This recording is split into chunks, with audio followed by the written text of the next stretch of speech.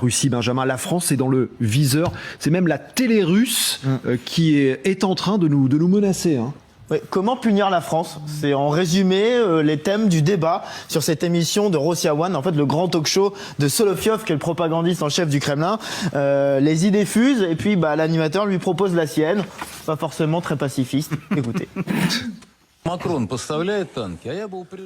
Macron fournit les tanks et nous n'avons qu'à frapper préventivement la France comme étant un belligérant de ce conflit.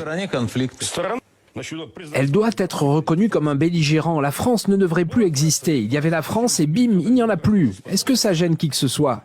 Frappez la France une fois et c'en sera fini. Tout le monde aura peur, je peux vous l'assurer.